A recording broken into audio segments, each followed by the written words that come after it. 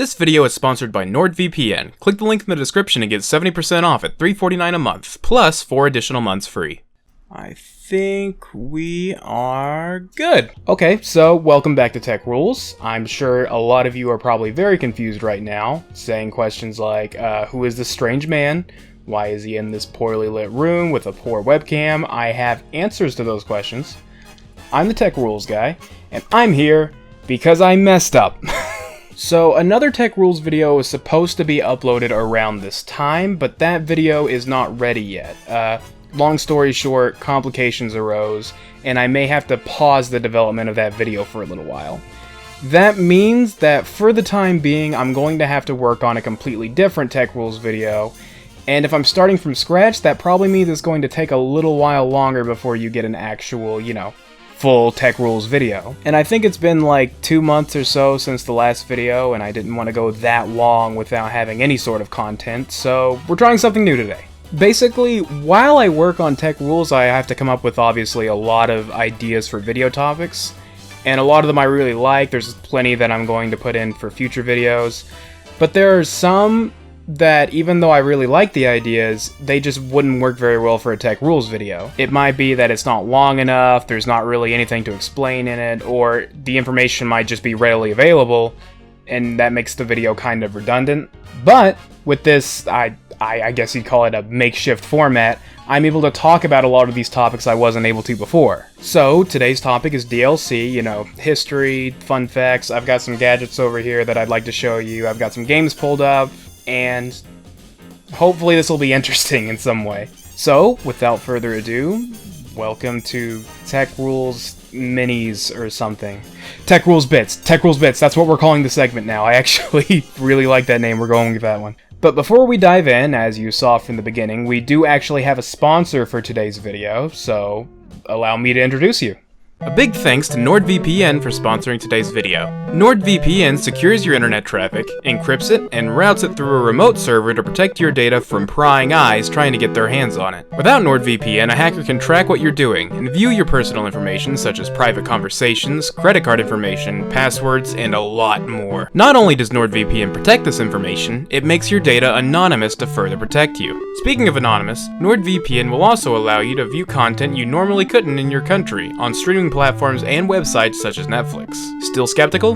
Don't worry, it's also backed by a 30-day money-back guarantee. And right now, NordVPN has a 70% off sale when you use the code TechRules. Plus, you'll receive 4 additional months for free. Click the link in the description below to save money and protect your information today. Also, while I have the chance, I just want to thank you all for always being so cool about these sponsors. With my sporadic upload schedule, Tech Rules doesn't always have enough ad revenue to sustain itself. These sponsorships are basically the reason that I have the time to pump out this content on a semi-regular basis. And I'm just really grateful that I have a community that understands that. I mean it. Thank you. So, moving on, let's just get the basics out of the way so that we're all on the same page. DLC stands for downloadable content. It's just any kind of additional content that you add to a game after its release. And when people talk about DLC, they usually mean an expansion, something that you have to go to the PlayStation or Microsoft Store to actually download to your system. But really, anything as small or simple as a patch or an update, that's also DLC. In fact, the expansions actually came before the patches, and there's a huge history about that. We'll get to that. But even before downloadable content, there were already downloadable games, believe it or not. There were little subscription services like the Atari Game Line, the Sega Channel, Nintendo Satellaview. There were ways to pay a subscription and just download and play games on older devices. But I guess that's not technically DLC. Really, DLC has been a thing since the 90s on PC, but I don't really want to talk about PC because the history behind that is a little more boring. See, the history behind console DLC is much more interesting because they had this unique problem where games were getting bigger, but storage spaces on systems weren't getting bigger alongside them, so it was kind of a huge issue that nobody wanted to tackle.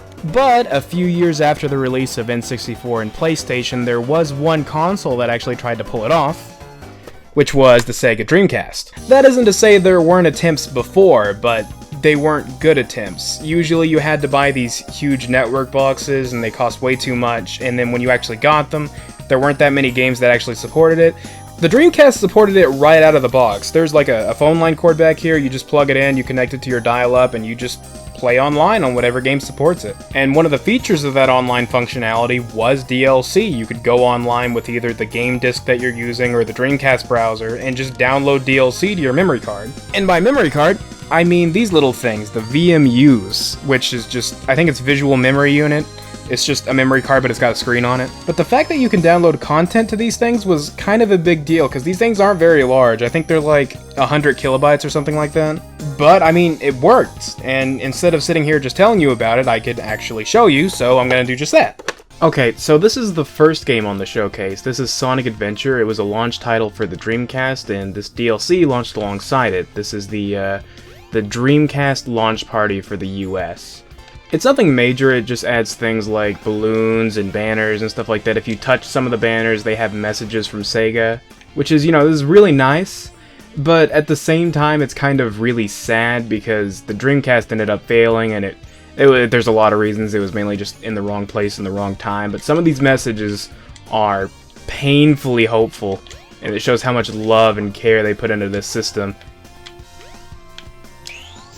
So some of them are just really heartbreaking to look at. Yeah, you ain't seen no. Aw, no. And it wasn't just the Dreamcast launch event. Both this game and a whole bunch of other games had really elaborate DLC, and it kind of made you wonder how it fit on these tiny little things. Well, it probably makes some of you wonder. Some of you may have already actually figured out what's going on, which is, it's kind of not real DLC. See, for a lot of downloadable content on this system, the DLC was actually already on the disc. And you are downloading something, but you're just downloading a key to unlock that content so you can use it. That isn't to say that you couldn't make real DLC for the Dreamcast. In fact, a lot of developers did, but there was a huge problem with that. Here's footage of the Egg Robo course from Sonic Adventure 2. This was actually content that wasn't on the disc, it was made after the game's release. It just consists of this new racetrack and this Egg Robo model. There aren't any animations with it either, it just kind of slides along. It's very simple stuff, right? Right. That DLC package kinda took up over a fourth of the memory card. So in a way, it's just kind of the same problem we had before. The game content is too large and our storage spaces are too small. And even if it wasn't too small, there's still the issue that this is 1999 and everyone was using dial-up. I don't know what the demographic is for Tech Rules, I don't know how many of you have actually used dial-up before, but it's not something I would consider fast, or efficient, or acceptable today. So having the content already on the disc, it was the only way you could really do that kind of stuff. But at the same time, that also just kind of made it a gimmick. There was one good thing it was good for, actually. It was good for timed events, stuff like content that only came out once a month or something like that, content that came out for holidays, that kind of stuff. In fact, there was one game that was supposed to do this. I believe it was called Floygen Bros or something like that. Basically, you were supposed to get an extra DLC thing every month up to like a year, but I think January and maybe a few other months are what you actually got. But very recently, and I do mean like very recently, we're talking 2017 or something like that, PC Wizard, the person that runs Dreamcast Live, actually worked with the developers of the original game to bring that DLC back. Because after all, it's all on the disc, you just have to unlock it. And that's content that we weren't able to use until just now, so that's pretty interesting actually. I mean, how many consoles can you say is still getting DLC like nearly 20 years after its release? The footage you're watching is from Dreamcasted channel, which is the official YouTube channel of Dreamcast Live. I'll put that in the description if you want to see more of that DLC, it's pretty neat. But unfortunately, you know, the Dreamcast failed, and with it, its dream of a scene with thriving DLC kind of, you know, died out along with it. But it wasn't the only system to try it within this generation of consoles. Well, I don't know, Dreamcast was in like a little half generation where it was kind of between the N64 and PS1 and everything else. Point being, a few years later, there was another company that picked up from where the Dreamcast left off, and that console was... Oh no. Okay, hang on. Okay, so this is the original Xbox, and it's a little heavier than I remember. More importantly, it solved the big problems that Dreamcast had with DLC. We've moved on from dial-up at this point, we don't have to wait 2 years for a JPEG of bread. And this absolute unit actually has a hard drive in it, which I'm not surprised about anymore. And this thing, believe it or not, actually had 8 gigabytes of hard drive space. Let me put that in perspective. That makes the Xbox's internal hard drive, which, by the way, comes with the Xbox, about, I think like 80,000 times bigger than this. And that sounds like it's hyperbole, like, whoa, it's like 80,000 times. No, it's actually 80,000 times larger than this little VMU. So those were issues that Xbox didn't have, so all it needed was decent online functionality. And you know, it's the Xbox. What's the Xbox known for? Xbox Live. And not only did they do the whole DLC thing that Dreamcast did, it was real DLC that actually added content, and not only that, but this is the first instance, as far as I know, of console game patches. In fact, I think there's an entry in the Guinness Book of World Records that puts, like, Unreal Championship for the Xbox as the first game ever to have a patch on console, even though that game was still horrifically unbalanced. But whatever, it's 15 years ago, I'm not mad about it anymore, whatever. Okay. People are going to be making fun of me in the comments for that. I already know it. Going to be like, oh, he can't pick up an Xbox. Man, I just picked up the Dreamcast. Have you ever picked up a Dreamcast? That thing's like the size of a quarter. And after that, I picked up the rest of the bank.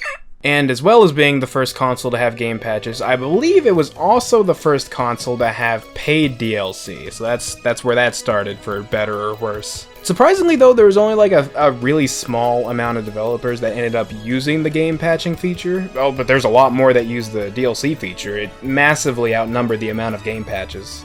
In fact, there were weird situations where they just went ahead and used the free DLC to patch things in the game.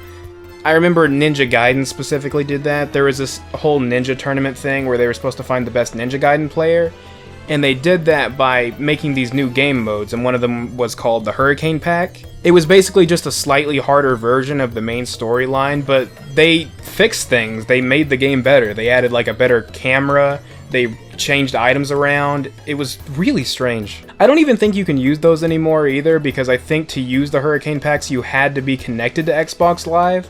I guess if you had maybe a modded Xbox, you could do something with that.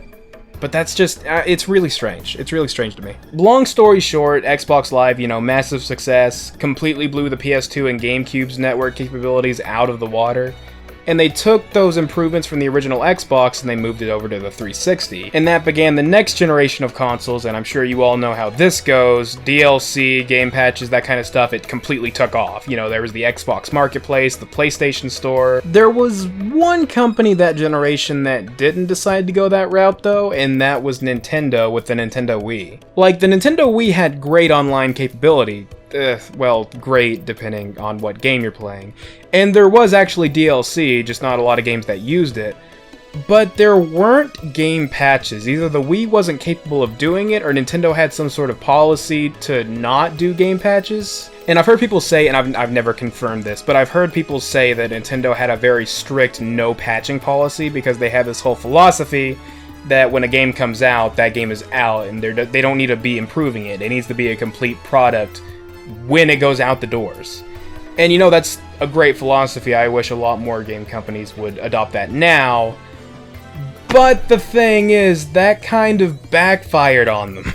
If I remember correctly, one of the launch titles for the Nintendo Wii was The Legend of Zelda Twilight Princess, and that game has a well-known glitch where if you save in the right place, your save file is completely messed up and you can't progress any further. Essentially, there was one object you were supposed to warp around. I think it was called the Sky Cannon or something like that. And there was a dude that was around you, and the whole thing about that is you're not allowed to use that kind of power when someone's watching. So you're supposed to talk to them, and then there's a cutscene that happens and they go away. But if you save the game before talking to that person and then reload the game, it moves them up the stairs, and you're not allowed to go up those stairs. So you're in this weird situation where you can't go up the stairs, you can't use the cannon because that person's watching, you can't shoo that person away because they're up the stairs, and there's nothing you can do. And as we've already established, they can't just patch the issue. Oh, okay. Okay. Awesome. No, great. No, I'm happy. I'm happy. It was too quiet. This was going too well. Nintendo couldn't patch the game. So their solution was, you send Nintendo your physical copy of your game, and they'll send you back one that doesn't have the glitch. That's what you had to do. I think that was also an issue that happened with Metroid Other M. You could like go the wrong direction and then a door would shut, and then your save file would just have that door shut forever and you wouldn't be able to progress. There was one really nice thing that happened because of the no game patch rule though, and that was that hackers found a stack smash for Super Smash Bros. Brawl. And the way that it worked was it didn't interact with the Wii at all, and since they couldn't patch the game to fix that exploit, you just had a permanent entry point for hacking on the Wii. It completely busted the system wide open, there was nothing they could do about it. But I think the most interesting instance of this would have been, as luck would have it, another Zelda game, Skyward Sword. This one's not as stupid as just saving in the wrong place, but it's very silly. If you just do the wrong thing out of order and then talk to one person twice, then the game's just unwinnable. But the thing that made this different from last time is that Nintendo actually made an official statement that they were going to patch the game to fix this error. And that was really surprising, at least to me, because, you know, I didn't think the Wii could do that, and I was really interested to see how Nintendo was actually going to pull it off. And I can actually show you how they pulled it off, hang on. So here we are on the Wii system menu so that we can go ahead and download the Skyward Sword patch. We actually need to download something from the Wii Shop channel to install this patch. Here, I'll just go ahead and show you what I'm talking about. This is the Skyward Sword Save Data Update channel. This is a real thing. It was 0 Wii points. You didn't have to pay for it. Imagine if you did have to pay for it, though. So you start up the channel, and this is actually the first thing that pops up, just this whole speech. This is for Skyward Sword players, where we hope you continue to enjoy the game. It has recently come to our attention that some players have been unable to continue playing, and it just goes all about explaining what you need to do and what this update's going to do. And if we get all the way down here, we can go ahead and update our save data. Now, as far as I know, I don't think this actually just modifies the save data. I think this is a real patch. I would test it out, but to update the save data, I'd have to connect to the Wii servers, and the Wii servers are kind of gone now. But as far as I understand, the update just goes on your Wii like any other normal save file, and it just works like that. But yeah, that's interesting. As far as I know, that's the first and only game patch that the Nintendo Wii has ever gotten.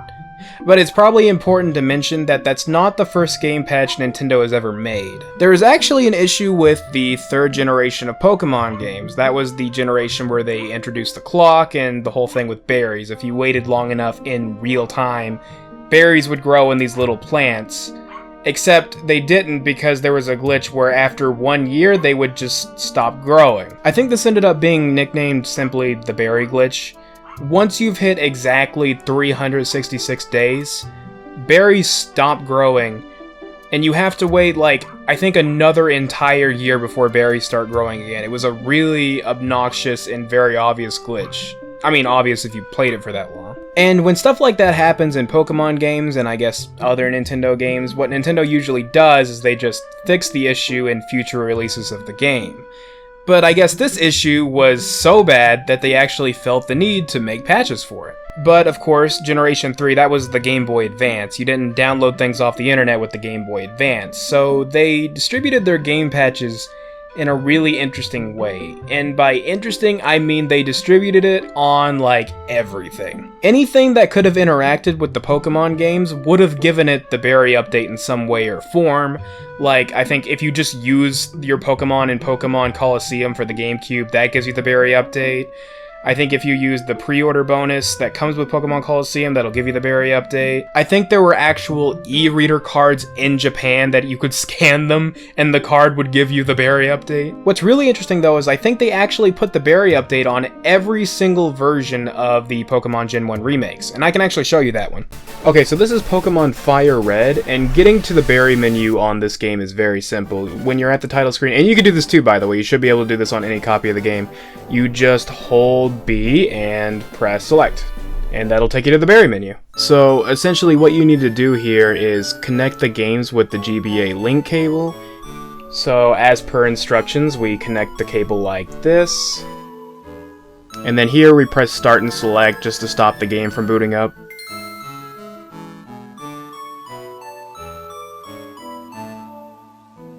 And once this update finishes, berries will start growing in your game again. And yeah, I guess you don't download that content from the internet, but you're downloading it from one thing onto your game. That's downloadable content, that's content that you download. I make the video, I make the rules, shut up. But you know, even as DLC started hitting its golden days during the PS3 and the 360, there were still on-disc DLC, just like on the Dreamcast. Sometimes it was just a timed release like a holiday, but on other times there's actually perfectly good reasons that you want to have that DLC on the disc. For example, on an online game or like a competitive fighting game where someone you're playing with or against has that DLC, but you don't. A perfect example would be a DLC character in a fighting game. You may not own that character, but other people definitely do, and you need to be able to fight against them. But the thing is, if they use that DLC character, you need to have that DLC character on your system or disc or whatever, so that you can actually properly play online. But it's not like having that DLC on the disc was a problem. Obviously, you could just make the downloadable content a key that unlocks that content on your disc, and there wouldn't be any issues. Well, there usually wouldn't be any issues if you programmed your game properly. A prime example of this is Ultimate Marvel vs. Capcom 3, going back to that fighting game example I did. Alternate costumes in Marvel 3 were exactly like that. But surprisingly, people did end up finding a glitch that lets you use these alternate costumes for free.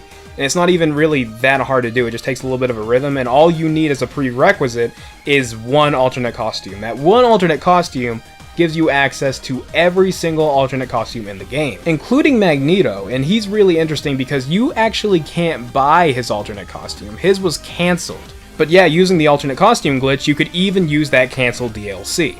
Oh, but don't worry, Capcom patched that real fast. It only took like a day, maybe 2 days. Hey Capcom, do you want me to remind you how long it took to fix the fact that Phoenix was busted? You didn't fix it. You released an entire revision to the game and fixed it there. Oh, but no, you're right, that was a close one. I could have put a surgical mask on Phoenix Wright without paying the toll. That's actually a really good segue into the next topic, because that's what I wanted to talk about, the fact that when we hit this golden day of DLC, we also kind of hit a dark age, in the sense that a lot of DLC that was coming out was overpriced, or oftentimes it was something that should have already been in the game. I remember Asura's Wrath in particular, that another Capcom game. How about that? Essentially, the secret ending to that game ended in a cliffhanger, and then you had to buy the Part 4 DLC to see the actual ending to the game. In fact, I think one of the most notorious cases of bad DLC was with Elder Scrolls Oblivion and its horse armor. Yeah, it was like this golden plate that you put on the horse. It doesn't actually work as armor, I want to point that out. It just looks nice. It doesn't even look nice, actually. I'm not even gonna say that. It looks hideous. And it was $2.50 or something like that. At some point, even Bethesda acknowledged how much of a terrible DLC it was, though. I think there was a sale on a Oblivion DLC on April 1st of some year. I think it was like years and years later after the release, where everything was half-priced, but the horse armor was actually bumped up to $5. So they know what they did. They know. But yeah, that's where DLC started taking off, and now here we are. And I hope that was at least somewhat enjoyable to listen to. I know this isn't your standard tech rules video, but I'm hoping it was at least somewhat entertaining or informative, or you got something out of it. If you didn't, you know, that's fine. I don't really plan on making another one of these things, and I'm hoping I'm going to get that tech rules video out to you real soon. But, you know, thank you for your patience. I hope you enjoyed this little tech rules tidbit, or what. I already forgot what I was going to call it. But either way, as always, I hope you keep an eye out in the future for more tech rules. Thanks again to NordVPN for sponsoring today's video. Remember to check out the link in the description to save money and protect your privacy today.